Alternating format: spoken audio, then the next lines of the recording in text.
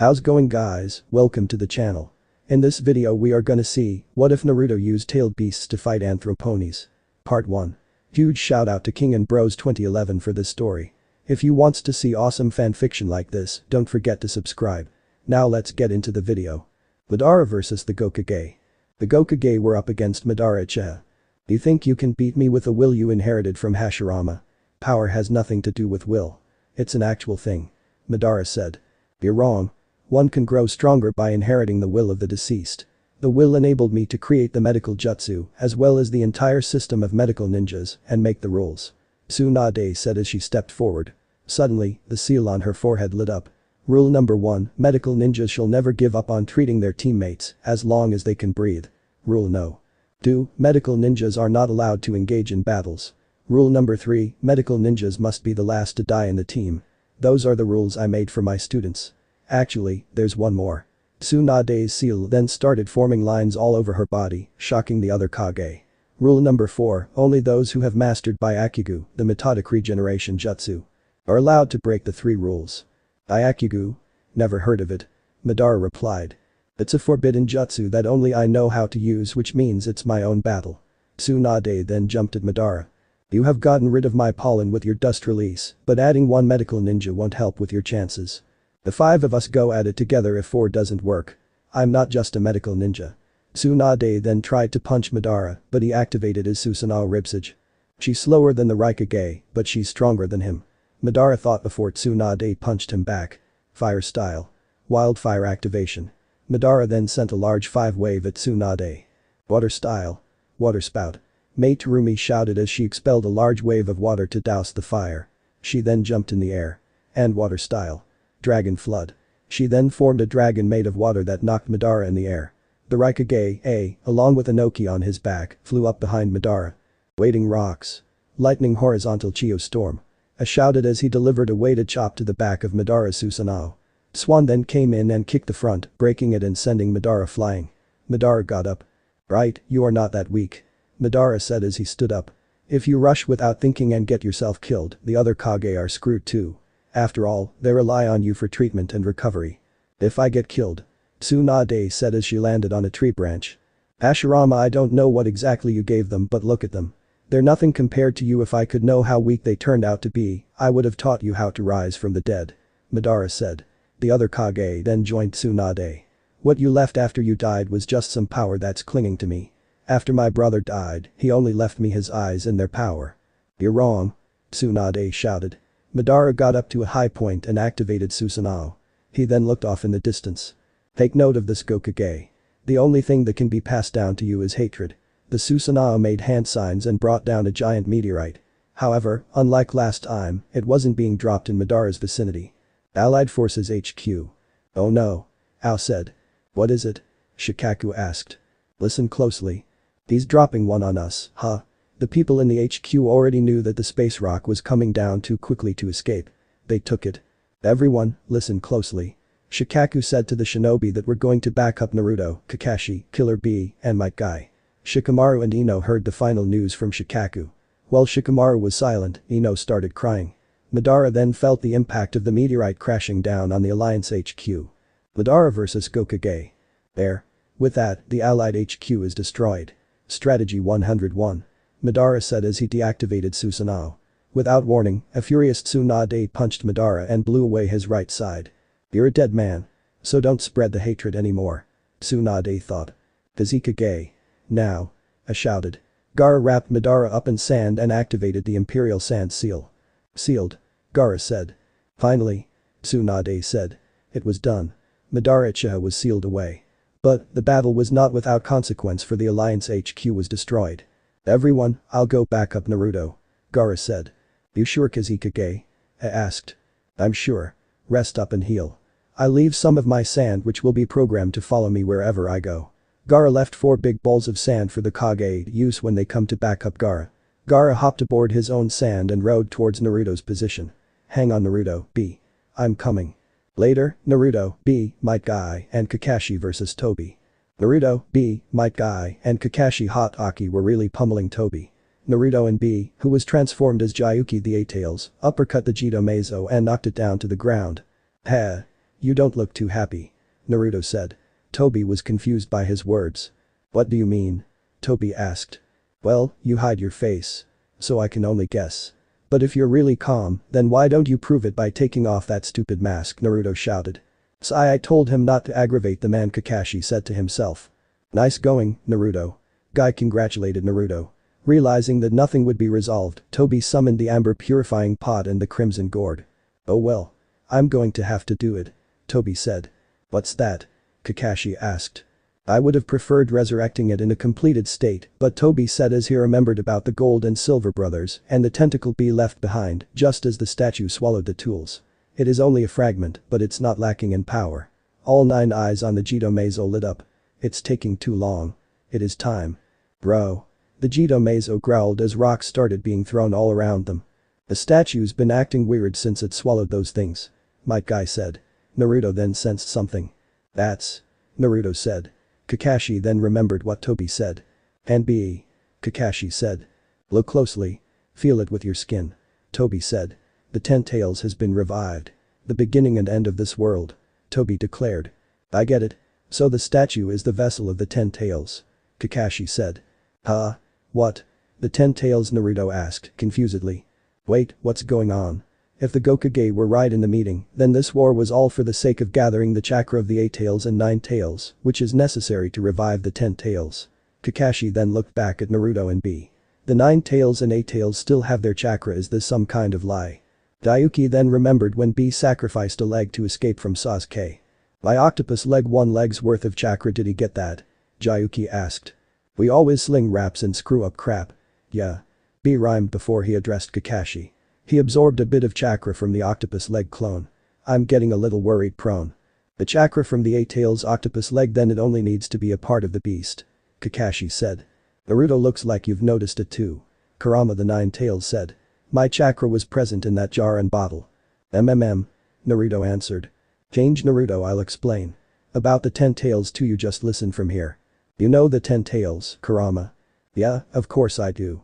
Kurama then possessed Naruto's body, causing Naruto's whiskers to thicken and his eyes to become slitted. Everyone, listen. Might Guy said, shocked by the voice. That voice? Kakashi said. Naruto and the 9 tails did a switcheroo. He's gonna explain something, they're best buddies now, Fu. B said. If only a piece of the beast is necessary, then a piece of my chakra and the 8 tails chakra is already inside. Kurama said. Yours too, Kakashi asked.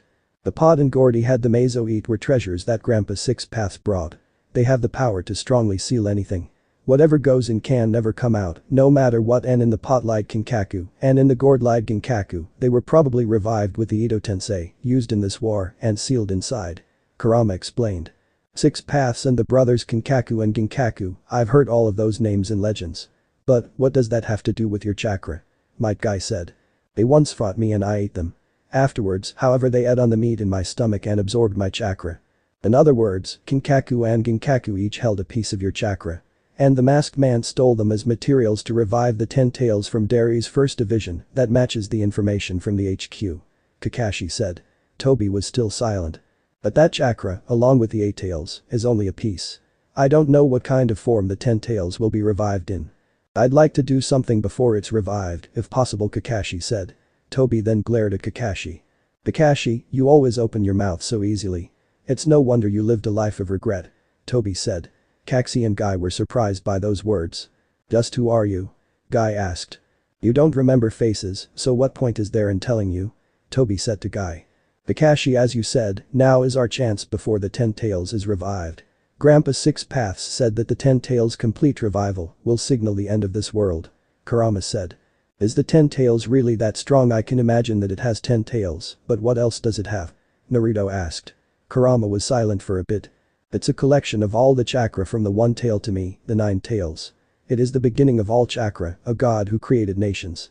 The one-eyed god, Data, Doderabachi, it has many names. It swallows oceans, splits the land, carries mountains. And is the progenitor of all that exists in this world. To put it simply, it's like all 9 beasts combined. I don't stand a chance against it. To be honest. Kurama explained to Naruto as well as Kakashi and Guy, who were silent from Kurama's words. But, if only a piece of the 8 tails and my strong chakra is in there, then we won't know unless we try. You're misunderstanding, the Ten Tails revival doesn't need to be perfect for my purposes. Toby said, confusing his opponents. My goal is simply the great game Jutsu Infinite Tsukiyomi. Toby shouted as he outstretched his arms with Ajito Meizo and Moon behind him. To cast a game jutsu on every human on this planet. To make this world one and free of anyone. No war, no peace, nothing. A perfect world, there lies truth in a singular consciousness that has abandoned all individuality. Kurama was silent. Their world no longer needs heroes like Hope or the future. If the Ten Tails is revived, even if it's incomplete, I'll be able to use Infinite Tsukiyomi and this reality will end. All that will exist is a single never-ending dream. Change back Kurama. Naruto said. Naruto then got back control of his body and returned to normal. I had a father. And mother. And pervy sage.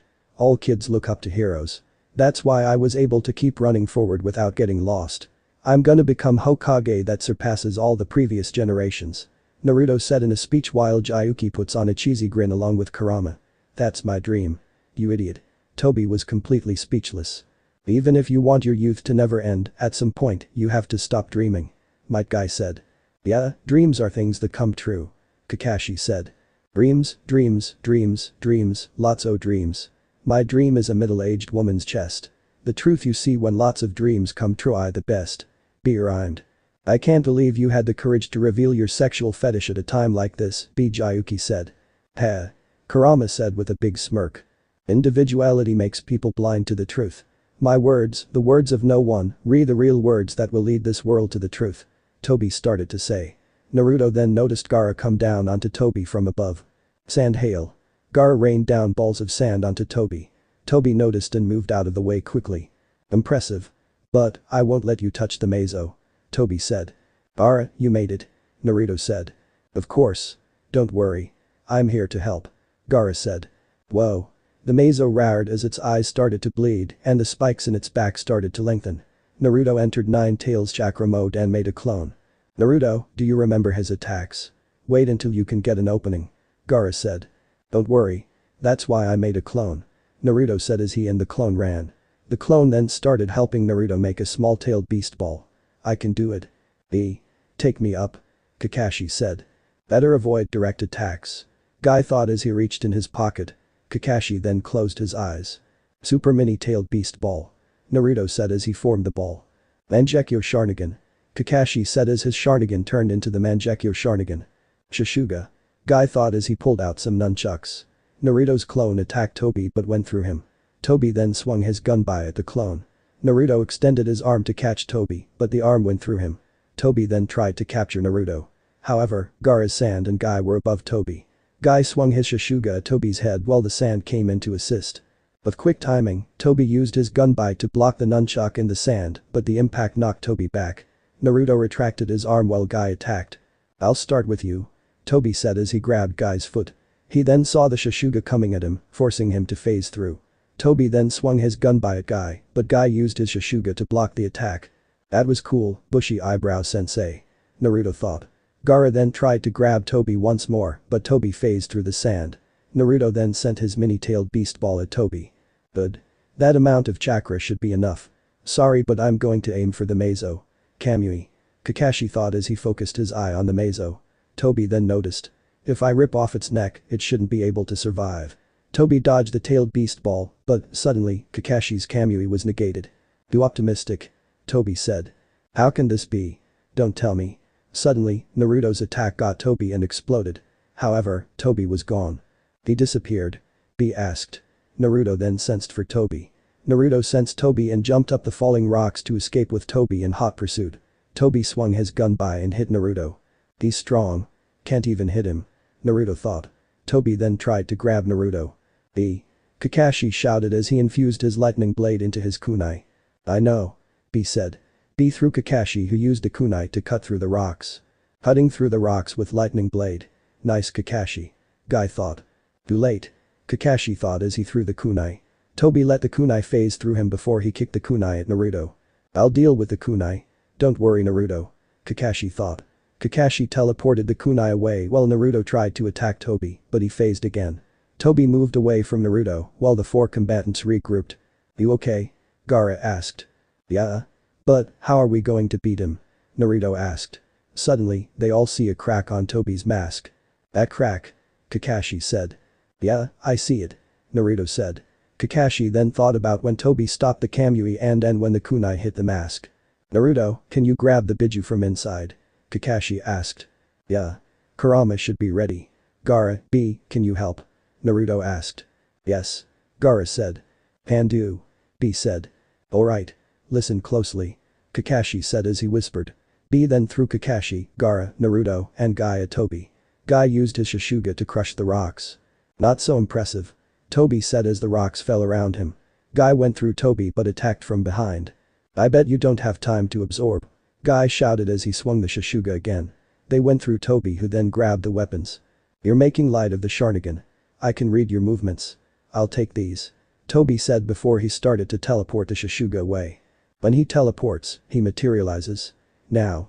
Guy thought as Naruto came over his shoulder with a Rasengan ready, while Gaara sent some sand bullets as well. "Don't you realize it's useless?" Tobi asked as he finished taking away the Sasuke. Tobi phased through the attacks while Naruto came at Tobi's stomach. Kakashi used Kamui to teleport the Rasengan and sand away. Naruto went through Tobi when suddenly, something slammed against Tobi's stomach and sent him flying. "It worked," Naruto shouted. "I see." Kakashi sent the attacks into the other dimension. Tobi thought as he was sent flying. Gaara, now," Naruto shouted as he transformed into Kurama. Naruto entered his enhanced chakra form as he had a tattered cloak with 9 tie-like appendages flowing from it. He also had 2 long horns on his hair, slitted pupils, and his whiskers were now thick bars. Naruto then turned Kurama's tails into chakra arms and sent them into the Jito Meizo's mouth, while Gaara used his sand to latch on, while B used one of his tentacles to latch on as well. Jito Meizo's mindscape. Naruto, B, and Gaara awakened to find themselves in a white room. They saw the 7 Biju chained up to the wall, as well as Jayuki's tentacle and the Sage of 6 Paths tools. "There they are," Naruto said.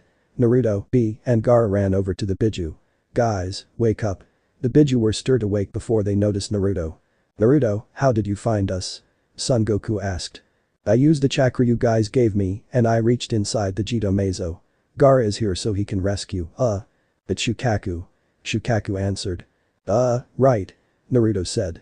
"Gaara, I never thought you would have the gall to come in here and rescue me," Shukaku said. "If it means saving the world, I'll do whatever it takes," Gaara said. Shukaku saw Gaara's new change. "Heh. This Naruto brat here really had an effect on you, Gaara? He's taught me to rely on my own strength, not yours." Shukaku was in deep thought. "Naruto, so this is the one the sage mentioned. Sage, guess you really haven't left." Kurama then manifested inside the mindscape. Well, if isn't the idiot fox." "Greetings Shukaku. It's been a long time." Kurama greeted. "I take it Naruto found you all. That's great. We can bust you all out of here and go." "TCH. You're still as rude and cynical as always Kurama." Kurama thought about something. "Everyone, there's something I need to tell you all." "Yes Kurama?" Madatabi asked. I want to say sorry for how I treated you all," Kurama said. "Don't you think this is the wrong time for this?" Seiken asked. "I know. If I wasn't so rude and always thought I was so superior to you all, we would have never split up and we may never have ended up in the hands of the shinobi." The Biju were surprised by his words. "Don't get me wrong, I'm still the same fox jerk that you all know. But, I figure that I might as well apologize. I should have followed old man 6 Path's advice when we were younger." "It's weird hearing an apology from you Kurama. I don't know if I should accept it or throw it away," Shukaku said. "Aw, quite being such a tsundere Shukaku. He's offering us an apology. Quit acting like such a big shot." Kokuou reprimanded his younger brother. "DCH, whatever. Kurama, this child has really changed you. Until now, you would never have apologized to us in the first place," Madatabi said. "He was the first person since the sage to have treated me with respect," Kurama said. "Well, that you all have made up, let's get you down," Naruto said. Using his Rasengan, Naruto destroyed the chains along with assistance from Kurama and Gaara. The tailed beasts were freed. "Naruto, you kept your promise and rescued us," Son Goku said. B saw his tentacle and absorbed it. Naruto then sliced down the sage's tools. "So, these must be the sage's tools you told me about Kurama," Naruto said. Naruto touched both weapons. "What do I do?" "Pour your chakra and shout release. Since you have my chakra as well as the others here, it should be enough for you," Kurama said. Naruto did as commanded and shouted release. Suddenly, the Gold and Silver brothers, Samui and Atsui were released. "Yo, you're Naruto," said as he noticed Samui. Samui. B said from surprise. Master B. Naruto. Samui said. You guys. Atsui shouted at Kinkaku and Ginkaku. The two brothers got on guard. So, we're free, huh? Kinkaku asked. Looks like it. Ginkaku said. The brothers then noticed Kurama. That's the Nine Tails Kinkaku. Indeed, Ginkaku. Ginkaku, you two have something that belongs to me. Kurama shouted. Wait, Kurama. Naruto said. You two must be Kinkaku and Ginkaku. Kurama told me about you. Kurama? The brothers asked. That's the Nine Tails' real name. Careful, kid. Those two attacked the second Hokage and second Raikage beforehand. They're very dangerous. Matatabi said. Don't worry, Matatabi. I need to verify something. Who are you? Kinkaku asked. I'm Naruto Uzumaki, the Nine Tails Jinchuriki. That's Gaara, 5th Kazekage and former Jinchuriki of the One-Tail Shukaku, and that's B, Jinchuriki of the Eight Tails. B? Ginkaku asked. Flashback. Just wait until you meet B. Then, you'll understand what words truly mean. Derry said. Present time. I just need to ask a question. Why did you attack the second Hokage? Naruto asked. The brothers were silent. Does it have to do with the fact you have Kurama's chakra? The brothers were shocked by what Naruto said. What makes you say that? Ginkaku asked. I once knew someone who was just like you too. He had Kurama's chakra, but everyone shunned him for it. Same for you? Yeah, it's true. We were once respected inside the village. That is until we fought the Nine Tails. After escaping 2 weeks later, we emerged in those forms. Kinkaku said. Flashback. Kurama had enough of Kinkaku and Ginkaku and spit them out. A hidden cloud platoon that was trying to capture Kurama noticed. Ginkaku, you're a shinobi, said before he saw Kinkaku and Ginkaku in their version 2 forms. Both had 6 tails with one tail vastly longer than the others. Present day. After that day, we were seen as monsters. Monsters. Can you believe that? We were the strongest in our villages before our mission, and now, we were seen as filthy creatures without feelings. Feeling disgraced, we felt that the village was nothing to us. How could we stay in a village that shunned us and looked down upon us as monsters? Over time, we felt that deceit and backhanded methods was where you get the job done. Then, we had enough. We decided to initiate a coup and overthrow the village. We were going to make it where no one will dare shun anyone because who they are, Jinchuriki or pseudo-Jinchuriki. Sadly, it failed and we left the village. Kinkaku said. You're wrong. Deceit is not what a shinobi is all about. Naruto shouted. How do you know? Have you faced our pain? Ginkaku asked. Of course I have. I was isolated ever since I was a child. But over time, I gained friends. Friends I consider to be family to me. A Jinchuriki? With friends? Don't make me laugh. There's no way. It's the truth. Naruto shouted, stunning the brothers. B here is considered a hero in his village, while Gaara is the Kazekage. We may have been through hell, but we pulled through and gained the recognition of our villages. The thing we've been trying to achieve for years. Words are used to describe your feelings, you fools. Not to deceive others. If you deceive others, then you'll only drive that wedge in your hearts even more. B said. I was once like you too. I only cared for myself, loved only myself. However, Naruto here taught me that was the wrong path. I pushed harder and eventually gained the skills and acknowledgement to become Kazekage. Gaara said. You're sure? What will you do now? Kinkaku asked. I'm gonna teach the shinobi world our feelings. The Biju. The Jinchuriki. Even pseudo Jinchuriki. We have emotions just like others. We aren't monsters that should be locked away forever. We have feelings. That is my goal. The brothers were silent before they smiled. Naruto Uzumaki. You're quite the knucklehead. But, seeing as how you and these two are acknowledged as people, we believe you. As what B said, you're right. Words describe from what's in our heart. We kept trying to get away from that darkness that was choking us, but we only allowed it to enter. Ginkaku said. Naruto, we'll watch you and see if your goal can come to fruition. Kinkaku said. Hold on. Are you sure you can trust them? Atsui asked. These two were seen as monsters just like us Biju. But Naruto, B, and Gaara, they helped them see that their actions only caused more strife. I don't know if these two are still trustworthy, but it's worth a shot. Kurama said. Suddenly, the room started to shake. What's going on? Naruto asked. The Meizo is trying to close on us. We can't let it fully absorb us. Jayuki said. The Biju all joined hands while Gaara hopped on Shukaku. You guys are coming with us. Naruto said. Kinkaku, B, Ginkaku, Atsui, and Samui hopped on Kurama. Kurama grabbed the tools. Naruto, you really are strange. Kinkaku thought. Everyone then vanished from the room. Outside the Jito Meizo. Naruto, B, and Gaara pulled out the 7 Biju just as the Jito Meizo's mouth closed. Ginkaku, Atsui, and Samui also escaped along with the tools. Naruto then left tailed beast mode. We're free. Kurama, your Jinchuriki is nice. Son Goku said. Heh. Kurama said. Damn you, Naruto. Toby shouted. He did it. Kakashi said. Leave it to Naruto. Guy said.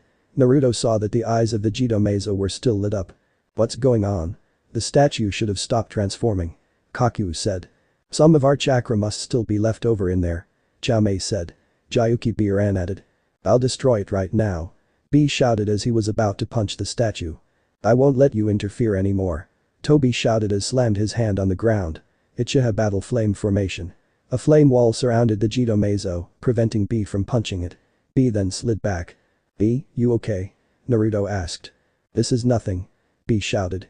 Suddenly, they saw pillars of light surround the reincarnated Jinchuriki B head in his tentacles. Even the Gold and Silver brothers were affected.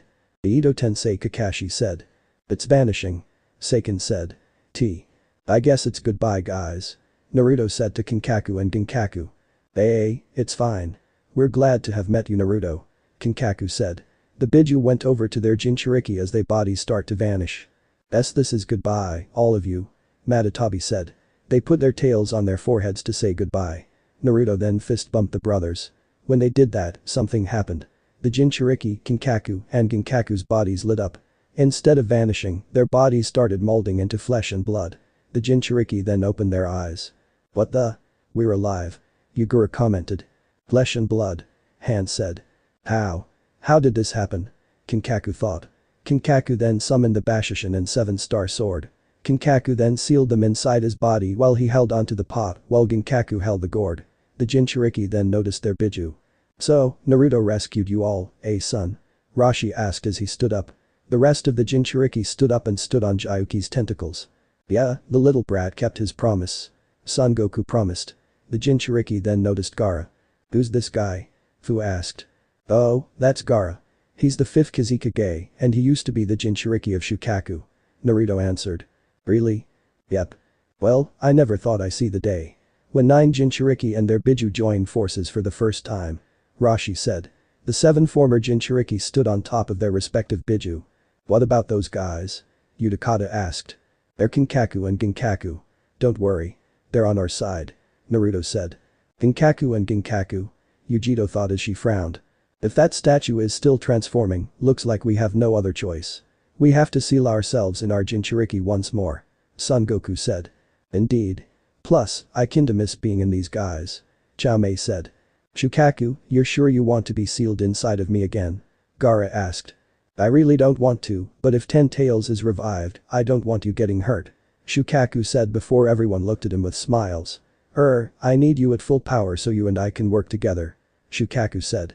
Little brother really is getting soft. Chao-mei teased. Watch your attitude Chao-mei. Chao-mei only giggled. You all ready? Son Goku asked. Yeah. Shukaku said and Gaara said. Yes. Madara and Yujito said. Yep. Yugura and Isobu said. Sure. Han and Kokuou said. Indeed. Seiken and Utakata said. Yuhe. Fu and Chao-mei said. The former Jinchuriki did hand signs and touched their Biju's head. Suddenly, the Biju were absorbed into their Jinchuriki. The Jinchuriki then landed on the ground. Their seals appeared on their body. Toby only growled as he saw his plan unraveled. Even though the Jito Meizo was still transforming, the Biju took huge amounts of chakra out of it. He glared at the one person responsible for this obstacle Naruto. Flashback Toby's memories. 4th Hokage Minato. Back away from the Jinchuriki or your son dies at the ripe old age of 1 minute. Toby said to Minato as he had a kunai pointed right at the young child. Want to talk, Naruto Uzumaki? Toby asked Naruto as the latter was lying down facing the other way. Just like me, Sasuke has inherited the curse of hatred. Because you have the will of fire within you, the two of you will battle soon. Toby said to Naruto after talking about the long feud between the descendants of the Sage of Six Path Sons. I'm no one I don't want to be anyone. All I care about is completing the Eye of the Moon plan. This world is completely worthless there is nothing left in it but misery. Toby said to Naruto and Killer Bee. The both of you have grown up as the hosts of tailed beasts so you should know what this feels like. Sweat no it's just rain. Why would I ever begin to sweat against an opponent like that? I know the limits of his power. This strange feeling isn't coming from his strength. Naruto is merely a pawn to be used to stimulate Sasuke. He's just a kid with no further purpose than to amuse me. Then what is it? What happened? Toby thought as he was wondering how did Naruto obtain that amazing power. He then narrowed his eyes. No, it doesn't matter. It matters not one bit what Naruto really is.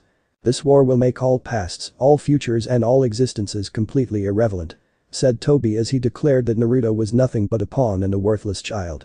Then flashback. And, look at you now, said Naruto as Toby was holding on to his injured arm. You killed my parents, used me as a hostage when I was a baby, had my village hate me because you controlled Kurama, and you turned my best friend against me. No more. I'll give you one last chance to surrender, Toby. Never, you little brat. My dream is so close.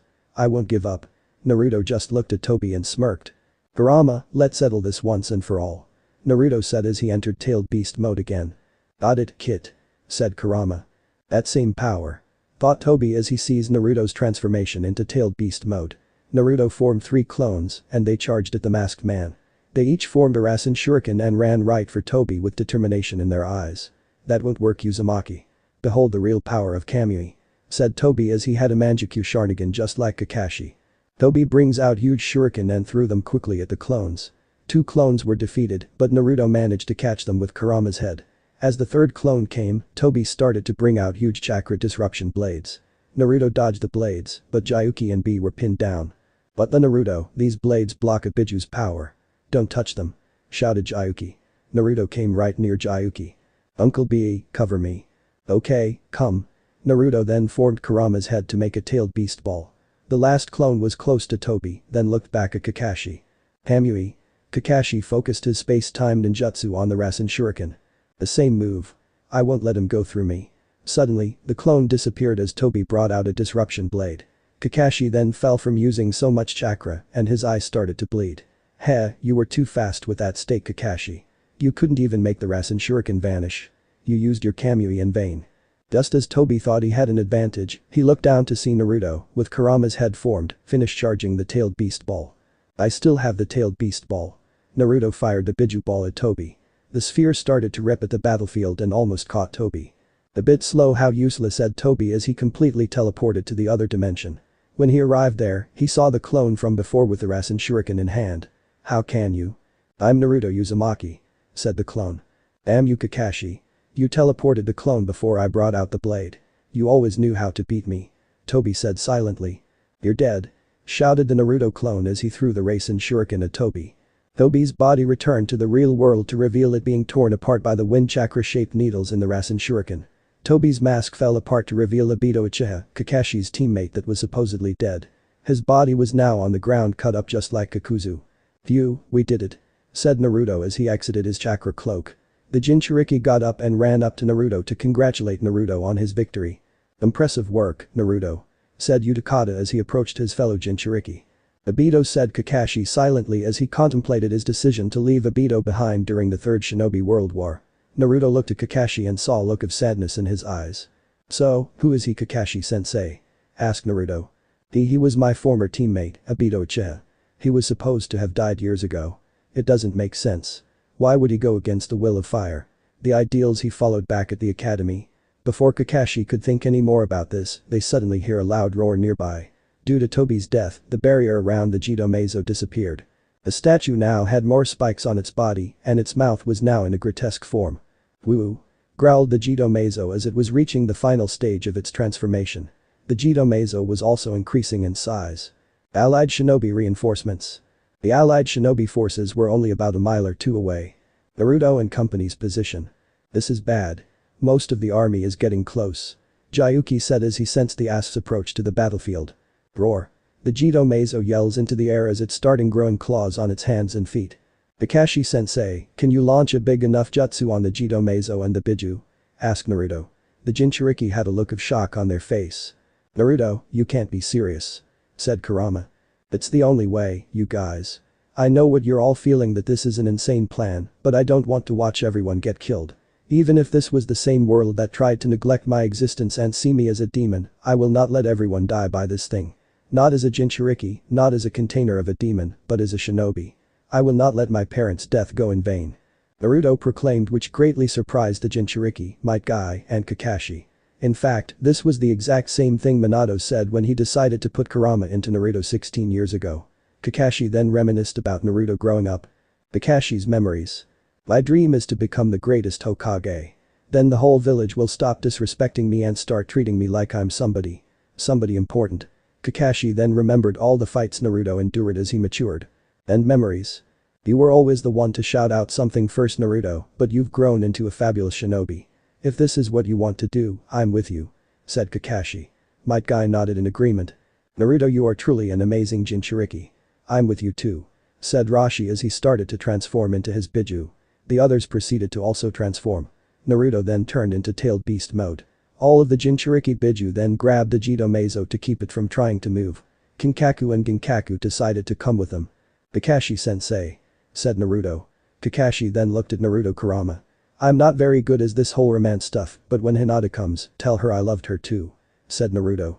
Got it, Naruto, said Kakashi as he activated his Mangekyo Sharingan. Kakashi Kamui. Kakashi gathers a huge amount of power and focuses his eye technique on the Jito Meizo and the Biju. Roar.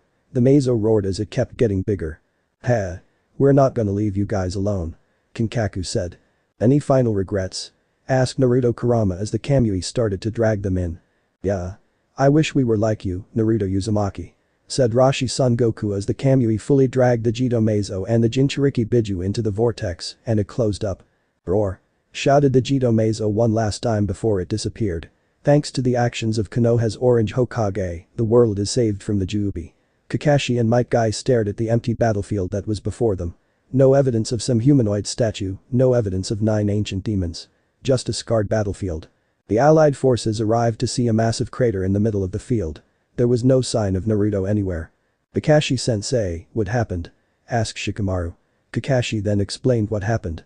How Naruto defeated Tobi, who was actually Obito Uchiha, and how Naruto sacrificed his life to prevent the Jubi's resurrection. But what was most shocking was when Kakashi told Naruto's final wish. After hearing that Naruto confessed that his feelings for Hinata were mutual, she fell on the ground and started crying. Kiba then put his hand on her shoulder. Hey, he would have wanted this, Hinata, said Kiba as he tried to comfort his teammate. Samui and Atsui sat by themselves. Those two. I guess people can change, Samui said as she thought about the brothers. Unknown forest. The portal opens up and dumps the Jinchuriki out and closes back up. Suddenly, it opens back up and dumps out Kinkaku and Ginkaku. Ugh, that was a rush, said Naruto as he shook his head back and forth. What the this isn't the dimension that Kakashi's eye goes to, Naruto said. It's not, Ginkaku asked. No. There were blocks everywhere in there. There was no forest. Kakashi-sensei, bushy eyebrows sensei, where are you? Even that statue is gone. What's going on? Kinkaku said. When Yujito got up, she immediately brought out her cat claws. Yujito, what are you doing? Asked Naruto. You fool. They're on our side, said B. Naruto, B, they are the most heinous criminals in all of the Hidden Cloud. They are liars and no good thieves, and they even attacked one of our Raikage. I don't trust them one bit, Yujito said with her voice dripping with venom. I understand, Yujito, but they changed. Really? Naruto pleaded. How can you be so sure? They'll just stab us in the backs and leave us for dead when we least expect it. Kinkaku and Ginkaku were getting angrier, but Naruto stepped in. Listen. I understand what they did in the past was wrong, but people can change. I understand that just changing can't wipe away their deeds, but they can try to fix them. Look at us. We were all treated as garbage because we have the chakra of tailed beasts. Some of us became insane, some of us left our villages, some of us even hated humanity. But, we all experienced the same pain together.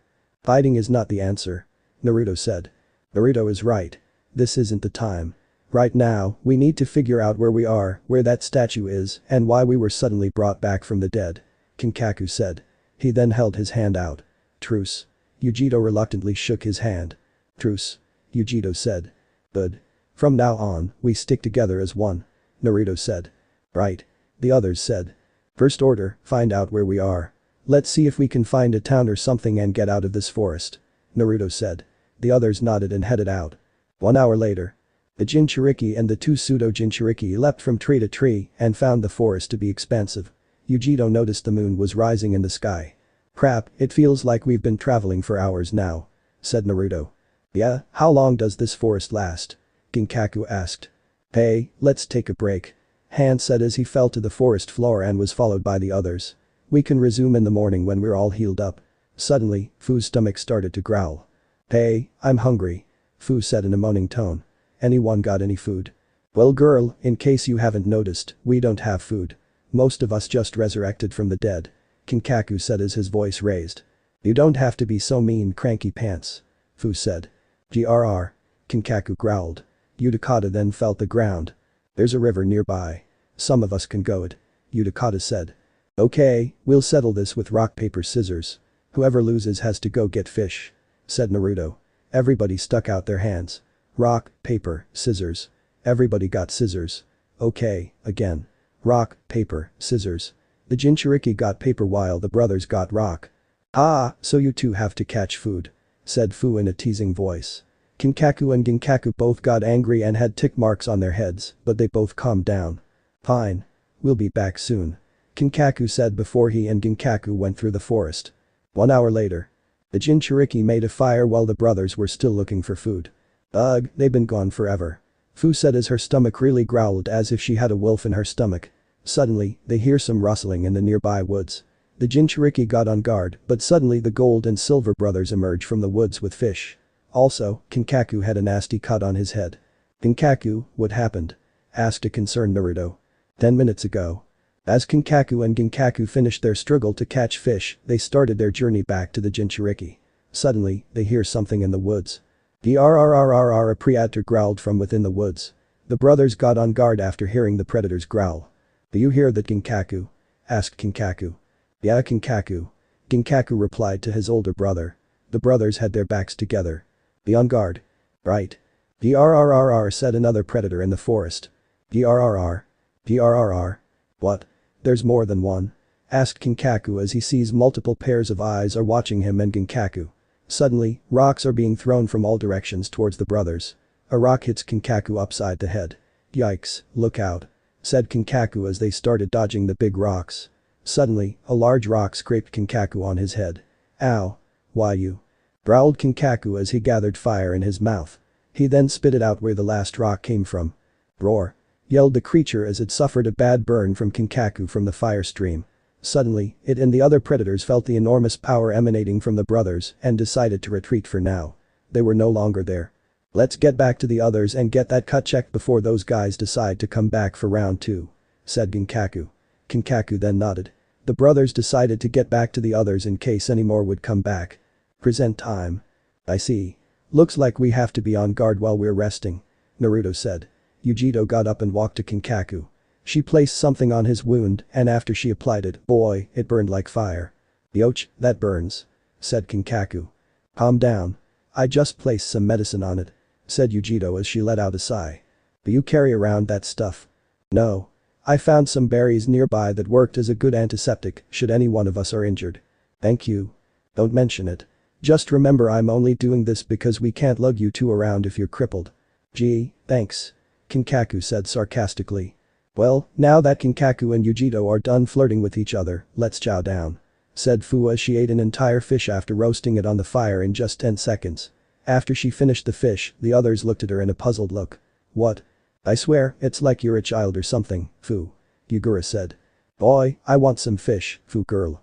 Chow-mei said from inside. Sorry Chow-mei, but remember if we let you out, you'll be seen for miles. Said Fu. Oh. Groaned the cheery beetle. Said Naruto as he was thinking until he got an idea. Hey guys. Kurama, only the Jinchuriki will have this conversation. Very well.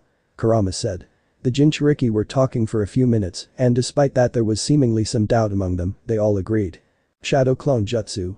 Naruto shouted as he formed 9 clones. Guys, listen up. Take over our bodies and pour your chakra on the clones. Sure. The Biju took over their hosts and put the Jinchuriki's palms on the clones. They then poured their influence on the clones. The clones had red chakra surround their entire bodies until they were completely covered.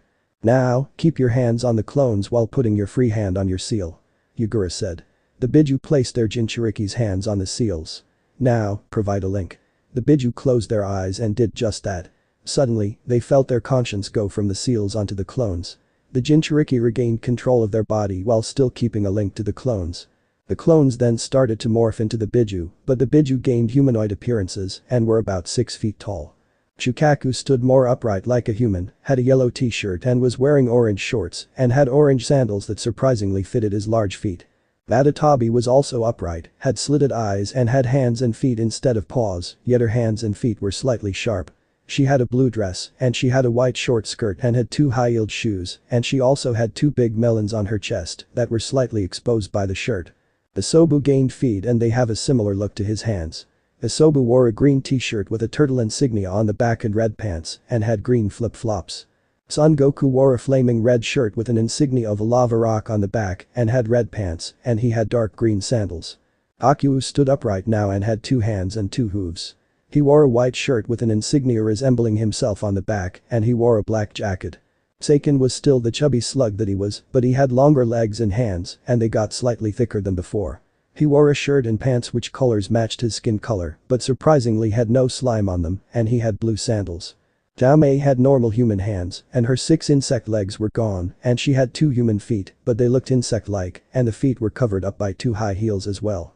She had a dark green dress and a blue short skirt and like Madatabi, Jiamei had 2 melons on her chest that slightly exposed by the dress but they were slightly smaller than Madatabi's. Daiuki gained feet that resembled Killer Bee's feet when he enters version 2 form. He had a black shirt with an insignia of 2 horns the back which looked similar to Killer Bee's tattoo on his face and wore blue jeans. Finally, Kurama had a red shirt with a fox spewing out fire on the back and he had black shorts with red flames on it and he had a red jacket. Kurama also had black sunglasses, but they weren't over eyes right now, had golden brass knuckles and he had black sandals. What the fuck happened? What in the hell did you do to us? Asked Kurama in an angry voice. Hahaha. Look at you guys. Naruto said while laughing uncontrollably. This is not funny. Said Shukaku as he grabs Naruto's shirt and starts shaking him back and forth, but it only caused the blonde Jinchuriki to keep laughing. What could have caused this? My body. Said Seiken as he felt depressed. Well, I kinda like it. Madatabi said as she observed her new form. Me too. Said Jiamei. This body. It looks like we're still linked to our real ones. We can vanish and reappear anytime we want. Kokuou said as he looked at his new body. Even if these bodies are slightly hideous, we can now have the satisfaction of being able to roam outside our Jinchuriki's bodies. Jayuki said. Yes, there is a benefit after all. Kurama said. 30 minutes later. The Biju went back inside their seals and decided to remodel their seals. As everyone finished eating, Naruto remembered something important. Hey, wait a minute. Said Naruto. The others then looked at him. The toads. I can summon them here. They may be able to tell me where we are. And you just thought about that now? Asked Han. Naruto just chuckled and had his hands behind his hand. Sorry guys. My mistake. Naruto focused some of his chakra and made some hand signs after drawing some blood. Summoning jutsu. Shouted Naruto. Suddenly, Naruto's hand started burning. Yoch. Yujito rushed to Naruto and saw his palm. Are you okay Naruto? Asked Yujito. Yeah. I'm fine. It's so weird. I can still perform jutsu, but my summoning technique just backfired. Let me bring out Jiratora. Suddenly, Naruto brings out the toad that carries the key to Kurama's seal. Naruto, what's up? Asked Jiratora. Jiratora, I can't summon any toads from their village.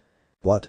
Yeah, normally if I mess up on a summoning I would summon Gamakichi or Gamatatsu, but my palm feels like I placed it on fire. Said Naruto. Maybe you should find your way out of this forest.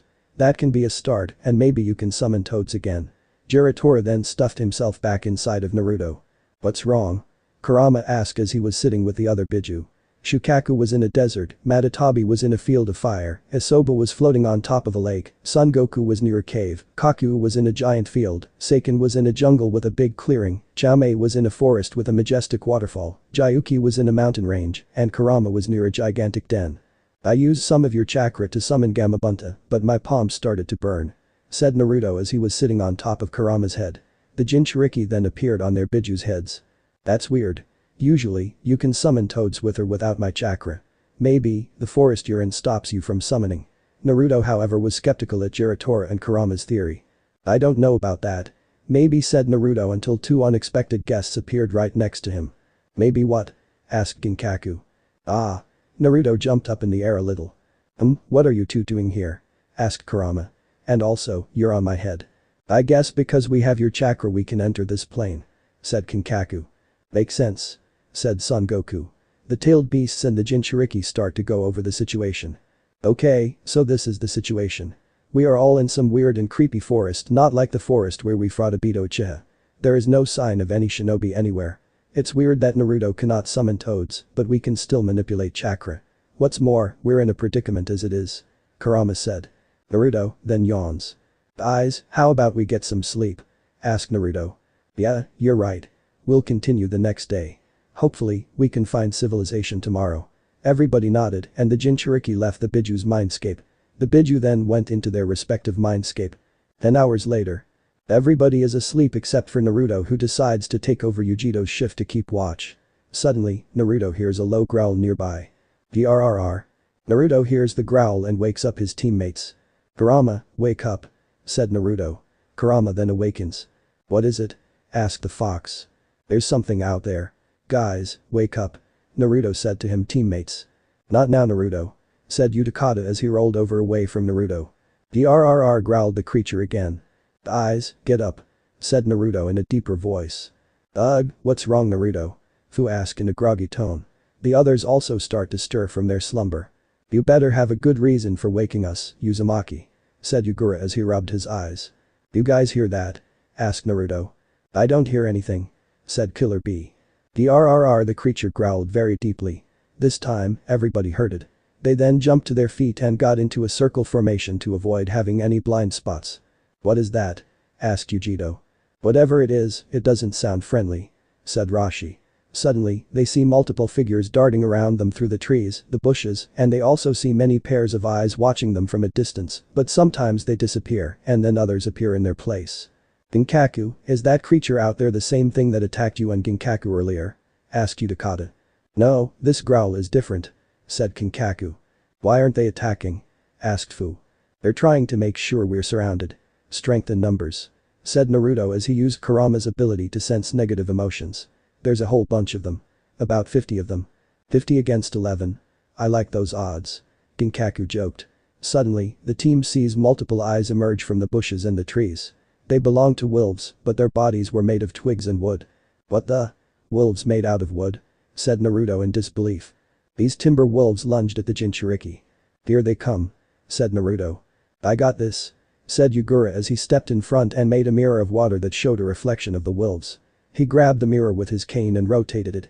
Yugura water release water mirror technique. The reflections came out of the mirror and repelled the wolves' attack, sending them flying. More wolves came out of the brush. Naruto grabbed a kunai and starting attacking the wolves. Another wolf almost got Naruto from behind, but Han released some steam from his furnace to create enough pressure to send the wolf flying a great distance. Yelp! Cried out the wolf as it hit a tree being destroyed instantly. Thanks Han, said Naruto. Uchiha jumped in the air and blew bubbles at the wolves. Water release. Bubble boom technique. Uchiha activated the technique causing the bubbles to detonate killing the wolves. More wolves came and started to attack Rashi, but the old man pulled out his curved kunai and cut down the wolves. Fu then used her technique. Fu's secret technique. Scale camouflage. Fu exhaled a huge quantity of powder which blinded the wolves. Now guys, shouted Fu.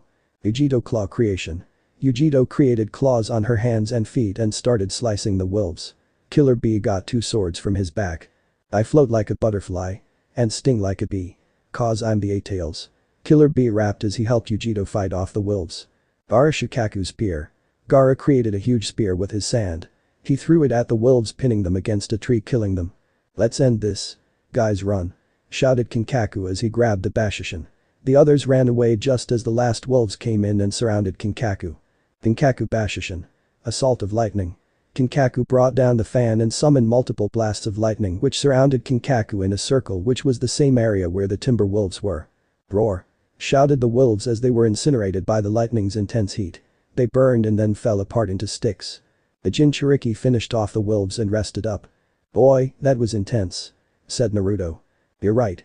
They thought that they could beat us if they outnumbered us, but they never knew what our abilities were, said Yugura. Yugura then saw Naruto get up and channeled energy on his feet. What's up, Naruto? Maybe if I can climb up, I can see our location. If I'm lucky, I can find a town. Naruto then climbed the tree and made it to the top.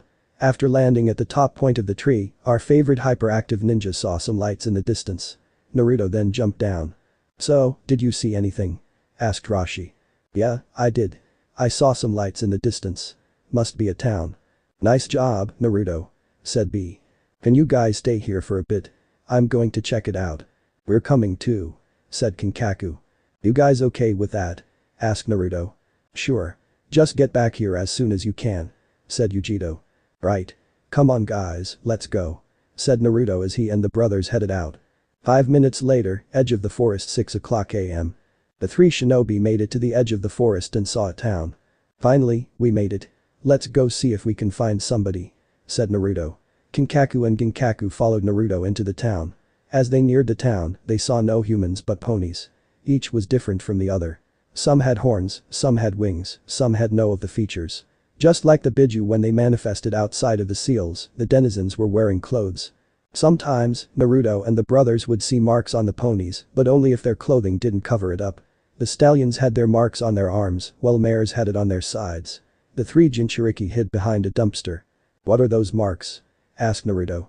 Suddenly, they see a stallion and a filly coming their way. SHH, hide. Ginkaku said as he pushed Naruto's head down. But daddy, I want my cutie mark now. Said a young filly with a tiara on her head. She was wearing a tiara on her head and she had a dress on. You'll find your special talent soon enough, Diamond Tiara. Just be patient.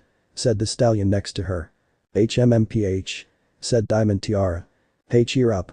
Don't forget our ruler, Princess Celestia, will be coming tonight. It will be great that the Princess of Equestria is finally going to visit. Said the stallion in a cheery tone. Did you hear that? Asked Naruto. Yeah, I don't even think we're in any of the shinobi nations. I never heard of talking ponies before. We better get out of here before they go into a panic when they see us. Ginkaku said.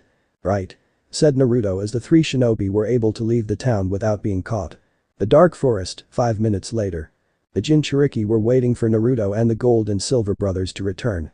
Suddenly, they see the three come back. Eyes, you're back. Said Han. What did you find? Talking ponies. Said Naruto. Huh? Said the rest of the group. Naruto, you're not making sense. Said Fu. Just hear him out, everyone. Said Kinkaku. Yes. Said Kurama. I was watching also through Naruto's eyes. What he is about to tell you may shock you. We got to the town, but there were no shinobi or civilians. Only ponies. Said Naruto. The rest of the Jinchuriki were shocked. Ponies? Asked Yujito. But me, Kinkaku and Ginkaku saw was an entire town filled with talking ponies. Some had wings which they can possibly use for flight, those with horns on their foreheads, but I have no idea what they can do, and finally the ones with none of those features. Not only that, they seem to be able to walk upward like us almost as if they are human themselves. Plus, they also wear clothes like us. They may explain why Kurama and the other Biju are dressed like they're humans when they emerged from the seals. Plus, I overheard a pony talking to his daughter. He said that she will get her cutie mark once she finds her talent. Cutie mark? Said Rashi. Yes. Said Naruto as he used a stick to draw a random pony on the ground with a cutie mark. I believe it was those marks that every one of them had. Males have them on their arms while females have them on their thighs.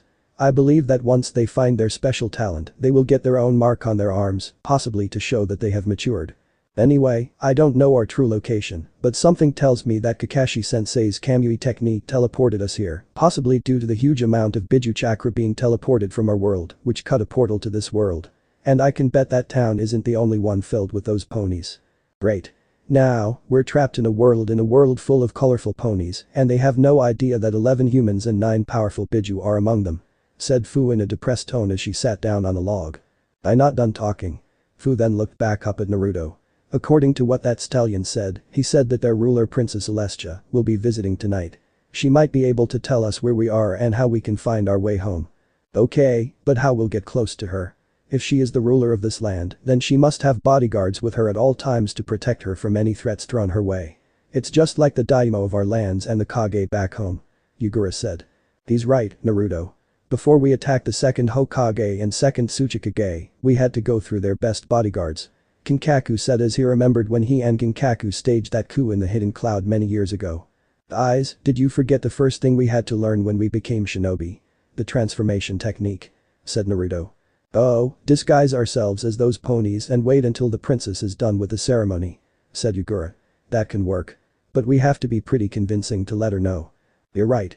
So this our goal. We disguise ourselves as the citizens and wait for the princess to arrive so we can get answers. We move out after the sun's rising. Right now, focus on how you appear. 2 hours later. The Jinchuriki thought about how they would transform. They finally stopped brainstorming just as the sun starts to rise. Jinchuriki transformation technique. Everybody was surrounded in a cloud of smoke. When the smoke cleared, everybody were now ponies, but they were standing upright. They still had their clothes but had faces that resembled ponies. Most of them had their cutie marks concealed due to them wearing pants, but this is their description. Gaara was a light brown earth pony with a red mane and a red tail. He had his tattoo on his forehead and his sand gourd was around his neck. His cutie mark was the symbol of the hidden sand village to represent his status as Kazekage. Biju was a yellow unicorn with a blonde mane and a ponytail, and she also had a yellow tail. She had red lipstick and she still had beads around her left hand, and her cutie mark was a flaming cat to represent her abilities that she associates with cats. Kokuou was a dark green earth pony with a silver mane and a silver tail. He had his green poncho around his neck and his cutie mark was the symbol of the hidden mist to represent his status as the Mizukage. Rashi was a red earth pony with his mane tied off into a short ponytail, and he had a red mane, plus he still had his red beard. His cutie mark was a flaming rock to show his powers to control lava. Pan was a silver earth pony with his signature hat over his head, which hid any indication of a mane, but he had a red tail with a silver stripe running down it. He still wore his steam armor and his mask over his face. His cutie mark was a steam cloud to represent his powers to control steam. Uchiha was a blue unicorn with a black mane and black tail.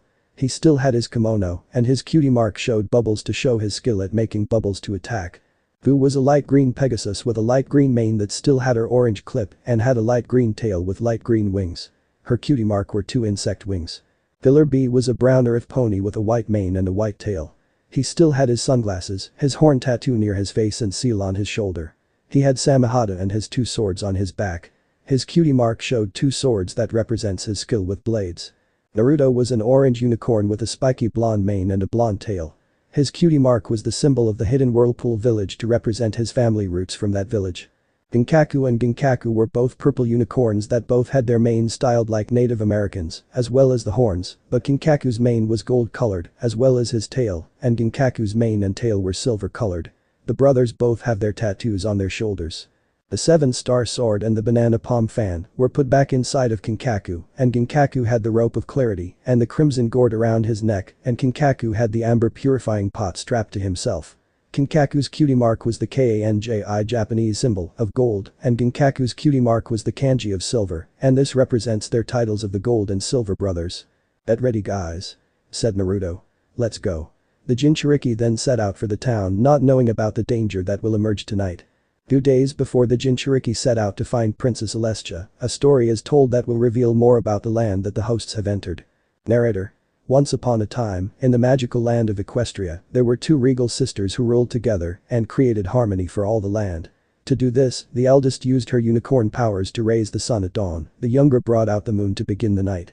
Thus, the 2 sisters maintained balance for their kingdom and their subjects, all the different types of ponies.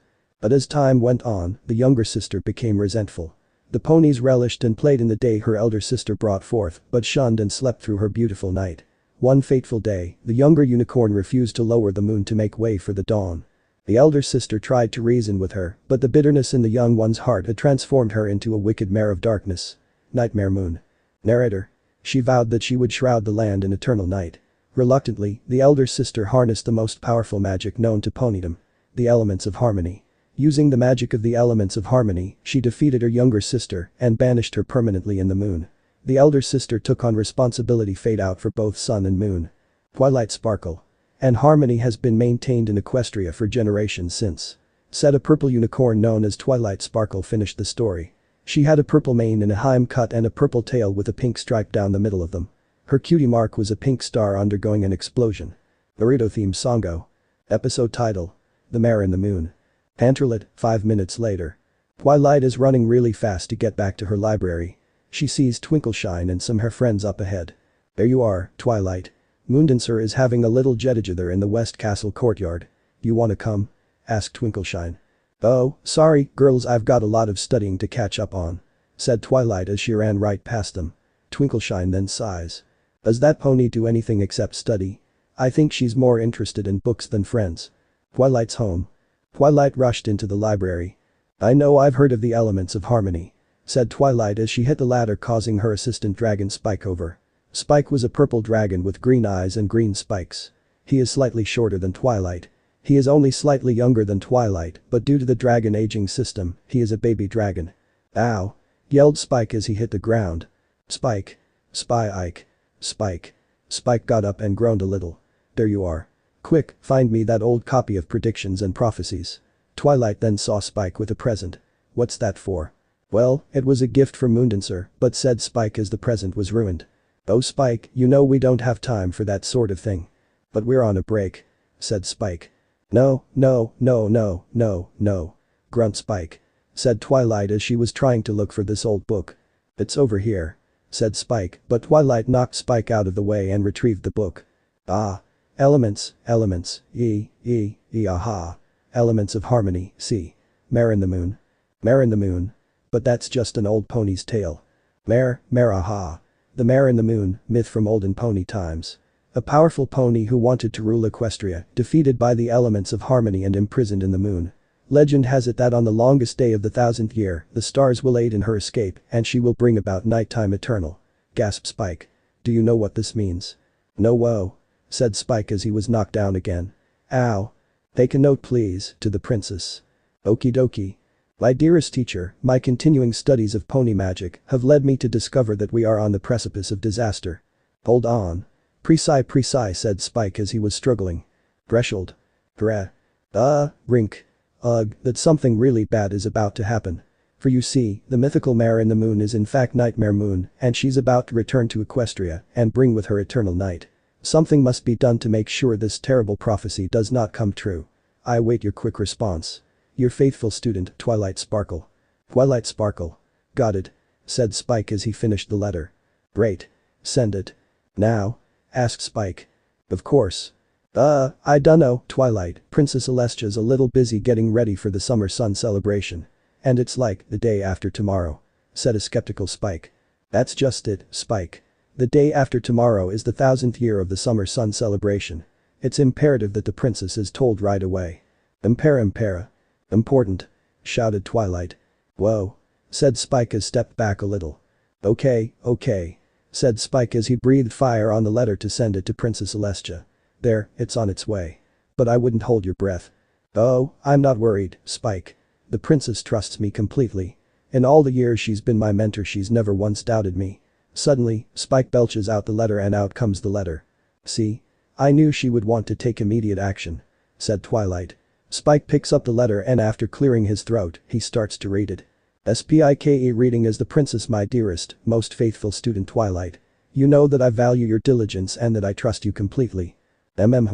Said Twilight in a gloating tone, but it was short-lived. But you simply must stop reading those dusty old books. Twilight then gasped in disbelief. My dear Twilight, there is more to a young pony's life than studying, so I'm sending you to supervise the preparations for the summer sun celebration in this year's location. Ponyville. 2 days later.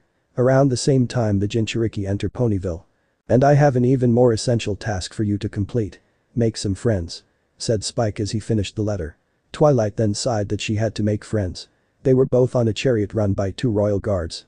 They were headed to Ponyville on the outskirts of Canterlot. Look on the bright side, Twilight. The princess arranged for you to stay in a library. Doesn't that make you happy?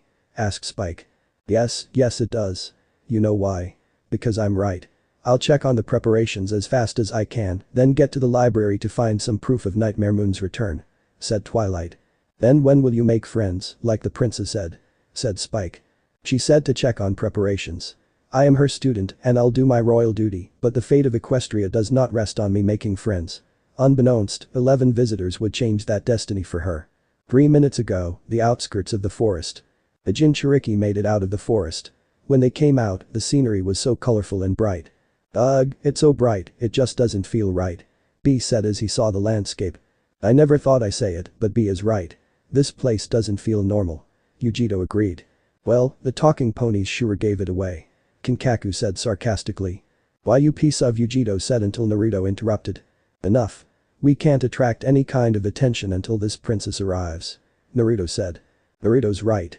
It's best to work together kid. Madara said before she turned to Kinkaku. And you, keep your mouth shut. Whatever, stupid kitten. Kinkaku said. Madara looked like she was going to kill someone. 3 minutes later. The royal guards landed and Spike and Twilight disembarked. "Thank you, sirs," said Twilight. Both guards huffed. As they started walking, an orange pony Naruto ran right into Twilight. They both fell on the ground. "Ow. Watch where you're looking, woman," said Naruto as he was rubbing his head. "Hey, you bumped into me, you idiot," said Twilight as she got up. Han came and got Naruto off the ground. "Sorry about that rude introduction," said Naruto as he wiped the dirt off his body. "My name is Naruto Uzumaki. Pleased to meet you. My name is Gaara," Gaara said as he greeted Twilight. "I'm Yujito Nai," Yujito said. "I'm Yagura," Yagura introduced as he bowed. "I'm Rashi," Rashi said. "I'm Han," Han said. "I'm Utakata," Utakata said. "I'm Fu," Fu said cheerfully. "And I'm B, the rapping killer B," B said as he did his signature pose. "I'm Kinkaku and this is my younger brother Ginkaku," Kinkaku said as he introduced himself and his younger brother. "Hey, my name is Spike and this is Twilight Sparkle. Where are you all from?" Spike greeted the Jinchuriki. They all looked nervous and had to make something up to hide their true identities. "We're from a faraway land. We need to ask Princess Celestia a few questions about our treaty. It's of a dire emergency," Naruto lied, hoping that Spike and Twilight would buy it. Spike then smiled brightly. "You're in luck. Twilight's the personal student of the princess, but she will be here tonight during the summer sun celebration," Spike said. The Jinchuriki were very glad to hear that. "What's the summer sun celebration?" Han asked. "It's to celebrate the longest day of the year and when Princess Celestia raises the sun. Don't you know that?" Spike asked. They all looked nervous. "We knew that. Almost forgot about that. Silly us," Fu said as she did a playful tap on her head. Utakata then noticed Twilight hasn't even said a word to the group yet. "You shy or something?" Utakata asked Twilight. "Nah, she never had any friends." Spike then nudged Twilight. "Come on Twilight, maybe the ponies in Ponyville have interesting things to talk about." Suddenly, they see a pink pony with a fluffy pink mane and a fluffy pink mane like some kind of explosion messed it up. Her cutie mark was 3 balloons. "Come on, Twilight, just try." Hello," said Twilight. Suddenly, the pony made a long gasp and ran off. The Jinchuriki all had comical sweat run down their faces. "Jinchuriki? Oh. Well, that was interesting all right," said Twilight. Spike gasped as he had an idea. "Hey guys, would you like to come with us? We can have you talk with the princess after the celebration," asked Spike. "Sure," said the Jinchuriki. While Twilight and Spike were ahead, the Jinchuriki and Biju spoke amongst themselves. "What's going on here? This princess can raise the sun. What a load of baloney," Ginkaku whispered as he wasn't buying it. "It does seem rather far-fetched, but this place is very different from ours," Jayuki stated. "Dragons, ponies, I wouldn't be surprised if this place had talking buffalo or even griffins," Shukaku joked. The entire team of 20 then chuckled. "That would be interesting, but it is best to keep these thoughts to ourselves," Naruto suggested. "Agreed," Kinkaku said.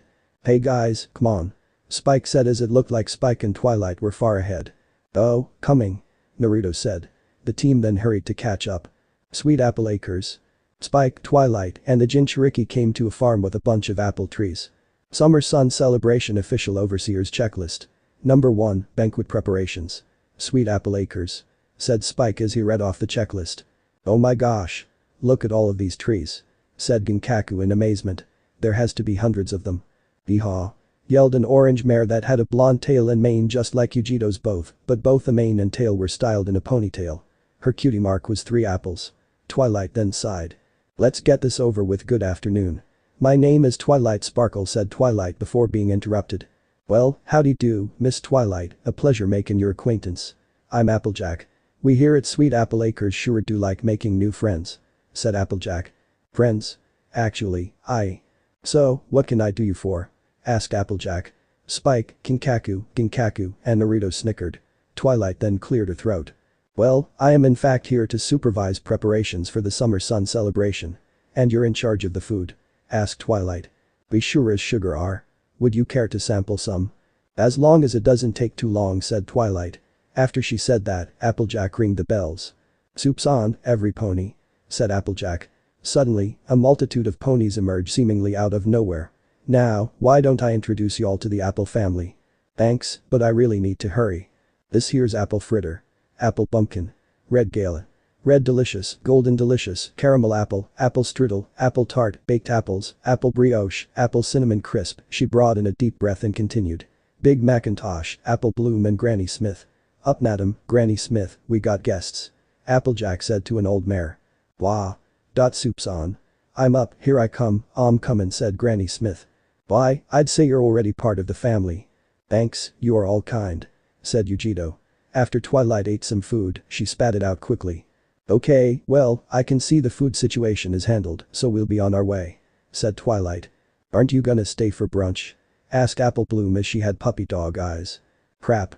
Not the puppy eyes. I hate that. Thought Kinkaku. Sorry, but we have an awful lot to do, said Twilight. Suddenly, the whole family made disappointed sighs. The Jinchuriki looked at her with glares. They were on a mission, but they weren't going to be rude. Fine.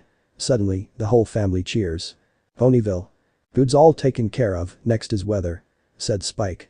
Naruto and B both burp loudly. Ugh, I ate too much pie, said Twilight. Never had an apple pie before. Naruto said. There's supposed to be a Pegasus pony named Rainbow Dash clearing the clouds. Said Spike. Everyone looked up and saw clouds still in the skies. While they looked, they were shocked again. They just learned that Pegasi control the weather. But to lower suspicion, they kept quiet about it. So where is this Rainbow Dash? Well, she's not doing a very good job, is she? Said Twilight. Suddenly, a Pegasus runs into Twilight, sending them both into a mud puddle. She was cyan-colored, had rainbow-colored hair as well as her tail. She had a black tank top and some sweatpants. Her cutie mark was a cloud with a lightning bolt. One word struck the team when they saw her. Tomboy. NNG. Grunted Twilight as was in the mud. The Pegasus then starts to laugh. Excuse me. Said the Pegasus as she starts to laugh again. NNNN. Lem help you. The cyan Pegasus grabs a cloud and dumps a bunch of water on Twilight's head, dousing the unicorn completely. Oops, I guess I overdid it. How about this? My very own patented rain blow dry.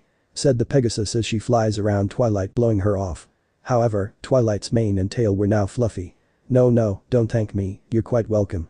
The Pegasus, Spike and the Jinchuriki all started to laugh out loud. I got a name for her. Twilight Fluffle. Said Kinkaku, which only makes the others laugh more. Even Kinkaku and Spike were on the grounds laughing their butts off. Let me guess. You're Rainbow Dash. Said an annoyed Twilight. The one and only. Why, you heard of me? Asked Rainbow Dash as she sat on a cloud. I heard you were supposed to be keeping the sky clear. Said Twilight. She then sighed and continued speaking.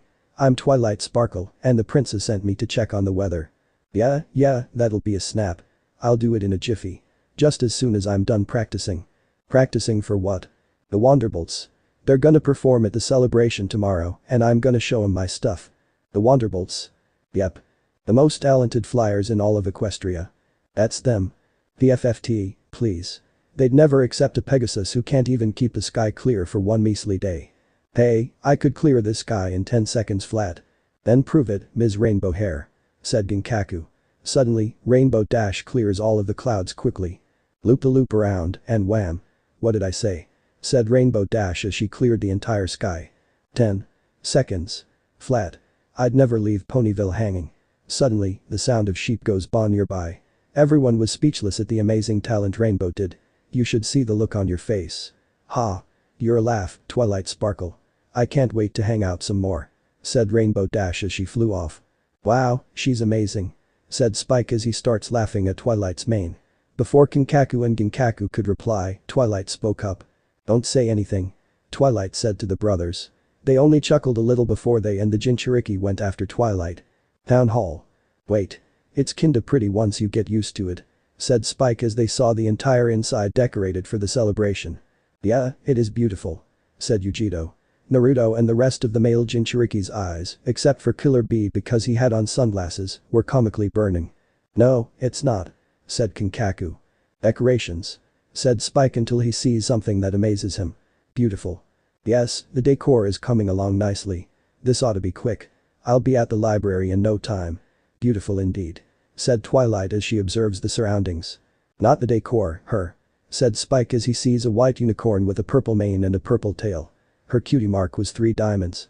No, oh. Goodness no. Said the unicorn as she was deciding how to decorate the place. How are my spines? Are they straight? Asked Spike. Kinkaku just slapped Spike upside the head. Good afternoon, said Twilight before being cut off. Just a moment, please. I'm in the zone, as it were. Said Rarity as she was finishing the decorations. Oh great, we got it diva. Thought Yagura. Oh, yes. Sparkle always does the trick, does it not? Why, Rarity, you are a talent. Said the unicorn as she finished putting the ribbon the curtain. Now, how can I help yo, said Rarity before she yelped in response to seeing Twilight's mane. Oh my stars, darling. Whatever happened to your coiffure? Rarity asked in a shocked tone. Oh, you mean my mane? Well, it's a long story. I'm just here to check on the decorations and then I'll be out of your hair. Said Twilight. Out of my hair? What about your hair? Looks like fine to me. Killer Bee said to the other male Jinchuriki. Twilight then growled at the guys, but they looked the other way whistling. Wait. Where are we going? Said Twilight as Rarity was pushing her to the clothes shop. Help. Spike was still love-struck and went after them. The team shook their heads and headed after them. Parasol Boutique. No. Too green. Twilight was dressed like the Lady of Liberty. Too yellow. Twilight looked like some rich high-class pony going to a garden party. Too poofy.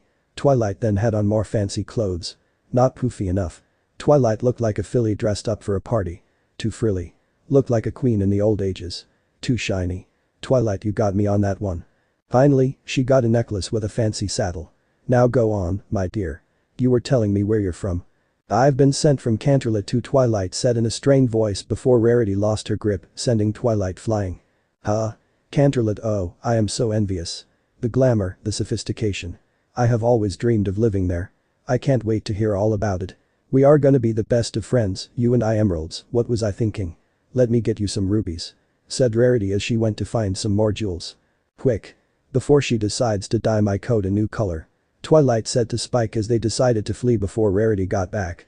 Spike then sighed as he was stuck in love-struck mode again, so Kokuou just dragged him. Outskirts of Ponyville. Wasn't she wonderful? Spike asked the others. Sure she was. Naruto said in a sarcastic tone. Focus, Casanova. What's next on the list? Said Twilight. Oh, music. It's the last one. Said Spike. Suddenly, everyone hears birds singing nearby. Do you hear that? Asked Naruto. They see a yellow mare with a pink mane and tail. Her cutie mark was 3 butterflies. Oh my. Stop please, everyone, The mare said as she stopped the rehearsal. Excuse me sir. I mean, no offense, but your rhythm is just a teeny tiny bit off. The blue jay nodded. Now, follow me, please. A1, A2, A1 2 3 before they could start, Killer Bee interrupted. Yo, Killer Bee is in the house. Bee shouted out loud which caused the mare to yelp. Bee. Twilight shouted as she reprimanded Bee's outburst. Oh my, I'm so sorry, we didn't mean to frighten your birds. I'm just here to check up on the music and it's sounding beautiful. The mare did not respond even when she was close to the team. I'm Twilight Sparkle. Still no response. What's your name? Asked Twilight. I'm Fluttershy. Said Fluttershy in a meek voice. I'm sorry, what was that? Asked Twilight. My name is Fluttershy. Fluttershy said in an even quieter voice. Didn't quite catch that. Said Twilight. Fluttershy then made a squeaking sound as her mane covered one of her eyes. Everyone was quiet. Well, it looks like your birds are back, so I guess everything's in order. Keep up the good work. Fluttershy then made another squeaking sound. That was awkward. Said Yagura. That mare is more shy than Asobu. Yagura said to Utakata. Hey, I heard that. Said Asobu. Okay. Twilight said to everyone else. Well, that was easy. Fluttershy then looked through her mane to see Spike. The baby dragon. Shouted Fluttershy as she tackled Spike. Oh, I've never seen a baby dragon before. He's so cute. Well, said Spike as he felt like he was really important. Don't let it go to your head, hatchling. Said Rashi. Oh my, he talks. I didn't know dragons could talk. That's just so incredibly wonderful I just don't even know what to say. Said Fluttershy as she was amazed that Spike could speak. Well, in that case we'd better be going. Said Twilight. Wait. What's his name? Fluttershy asked the group. I'm Spike. Said Spike. Hi Spike, I'm Fluttershy. Wow, a talking dragon. And what do dragons talk about? Said Fluttershy. Well, what do you want to know? Asked Spike. Absolutely everything. Said Fluttershy. Oh come on. Fucking Kokuou as he started banging his head on a tree. Twilight and even the Jinchuriki groaned in annoyance. Well I started out as a cute little purple and green egg said Spike. 5 minutes later the library. And that's the story of my whole entire life. Well, up until today. Do you want to hear about today? Oh, yes, please. Said Fluttershy. Suddenly, Naruto hits one of Spike's pressure points on the back of his neck. Jaya. Spike yells as he is mysteriously knocked out. I am so sorry, how did we get here so fast? This is where I'm staying while in Ponyville and my poor dragon needs his rest. He worked so hard today, said Twilight. Poor thing, you simply must get into bed, said Fluttershy as she felt Spike's temperature. Naruto and Kinkaku both grab Spike and bring him inside. Yes, we'll get right on that. Well, night, said Twilight as she closes the door right in front of Fluttershy. As they got inside, Naruto hit the pressure point and woke Spike back up. Huh. Rude much, said Spike as he, Twilight, and the Jinchuriki were in the dark library. Sorry, Spike, but I have to convince the princess that Nightmare Moon is coming and we're running out of time. Plus, these guys have to speak with the princess. I just need to be alone so I can study without a bunch of crazy ponies trying to make friends all the time. Now, where's the light? Said Spike. I found it, said Naruto as he used his hand to turn on the light. Suddenly. Surprise. Many ponies shouted out. All of the Jinchuriki were completely taken back. A kazoo was blown by the odd pink pony from before. Surprise. Hi, I'm Pinkie Pie and I threw this party just for all of you. Were you surprised? Were ya? Ha ha ha, said Pinkie Pie in a blaze of questions that threw the Jinchuriki off guard. Jinchuriki? Oh. This pony is a freak of nature, thought Naruto. Very surprised. Libraries are supposed to be quiet, said Twilight. Well, that's silly. What kind of welcome party would this be if it were quiet? I mean, boring. You see, I saw you when you first got here, remember? You were all hello and I was all deep gasp, remember? You see, I've never saw you before and if I've never saw you before that means you're new, cause I know every pony, and I mean every pony in Ponyville, said Pinkie in a bigger blaze of words. Twilight just groaned as she just wanted the night for herself. Does this mare know when to shut up? Utakata thought as he put his hoof on his head. And if you're new, that meant you haven't met anyone yet, and if you haven't met anyone yet, you must not have any friends, and if you don't have any friends then you must be lonely, and that made me so sad, then I had an idea, and that's why I went deep gasp. I must throw a great big ginormous super duper spectacular welcome party and invite everyone in Ponyville. See? And now you have lots and lots of friends, said Pinkie Pie while Naruto, Twilight, and Yugura ate some of the cupcakes. Suddenly, all three ponies' faces turned red. The sound of a kettle whistling was heard. All of their manes and tails burst into flames. Twilight ran for her room while Naruto and Yugura just dunked their faces in a bowl of Kool-Aid. Are you alright, Sugar Cube? Applejack asked the two Jinchuriki. Yeah, said Naruto as his face was still burning. Oh, they're so happy they're crying, said Pinkie Pie. Hey, what did you put in that cupcake? Han asked Pinkie Pie. Hot sauce. Ooh, said Spike as he found a bottle of hot sauce near the cupcakes. Are you crazy? Naruto asked Pinkie Pie in an aggravated voice. You almost killed me. I should subject you to the Iron Claw. Pinkie Pie put some hot sauce on a cupcake and ate it. What? It's good, said Pinkie Pie as she ate these hot cupcakes. Jinchuriki, Applejack, Rarity, Spike, Fluttershy, Rainbow Dash. X. 2 hours later, Twilight's room. Twilight was groaning in her bed as she heard the party going on downstairs. She didn't want to interact with anyone. Downstairs. Naruto was looking up at the bedroom door. That's it, said Naruto as he was tired of the mare's antisocial behavior. 3 minutes later, Twilight's room. Hey, Twilight. Pinkie Pie's starting pinned the tail on the pony. Wanna play? Asked Spike. No. All the ponies in this town are crazy. Do you know what time it is? It's the eve of the summer sun celebration. Every pony has to stay up or they'll miss the princess rays the sun. You really should lighten up, Twilight. It's a party, Spike said as he left the room. Twilight mocked his words after he left. Ugh, here I thought I'd have time to learn about the elements of harmony, but, silly me, all this ridiculous friend-making has kept me from it. Twilight looked out of her window and saw 4 stars moving towards the moon, which had a symbol that strongly resembled the face of Nightmare Moon. Legend has it that on the longest day of the 1000th year, the stars will aid in her escape and she will bring about everlasting night. I hope the princess was right, I hope it really is just an old ponytail, said Twilight until she heard a familiar voice. Twilight, Naruto answered. Twilight was surprised that Naruto was in her room. He must have entered the room after Spike came in a few moments ago. He is right. You should make some friends. Not you too, Naruto, said Twilight. I can't be wasting my time making friends. Just listen, you little filly. Without friends, you will have no one to back you up. When you're sad, who will support you if your family is not around?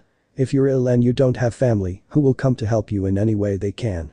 My family was dead ever since I was born and for most of my childhood, nobody would even try to get to know me. What do you mean? asked Twilight. I was quite different from everyone else when I grew up.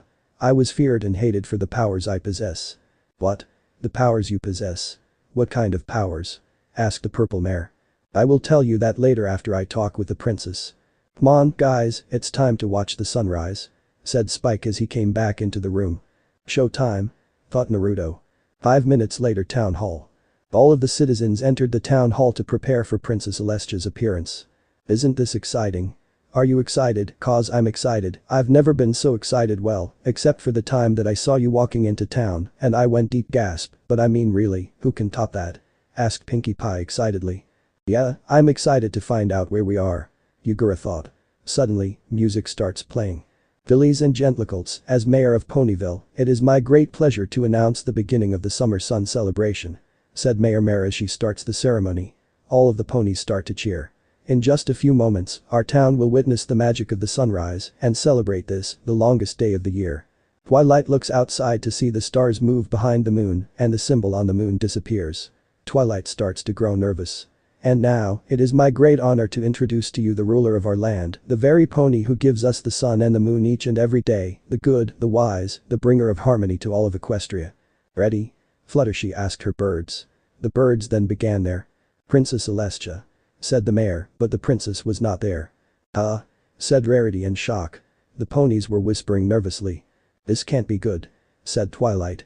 What's wrong, Twilight? Naruto asked Twilight. She should be here, said Utakata.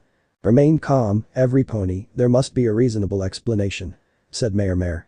Ooh, I love guessing games. Is she hiding? Asked Pinkie Pie. No, it's something else. Han said as he could feel something was off. She's gone, Rarity said as she searched the balcony. All of the ponies in the building gasped. Suddenly, Naruto and the brothers felt something click in their heads. Naruto, Ginkaku, can you sense it? Asked Kurama. Yeah, it's evil, said Kinkaku. Suddenly, a dark mist appeared and suddenly morphed into a dark pony with armor on. It was the corrupted form of Princess Luna known as Nightmare Moon. Oh no, Nightmare Moon, said Twilight. Spike fainted but was caught by Han. Oh, my beloved subjects. It's been so long since I've seen your precious little sun-loving faces, said Nightmare Moon as she was looking at the audience of ponies. What did you do with our princess?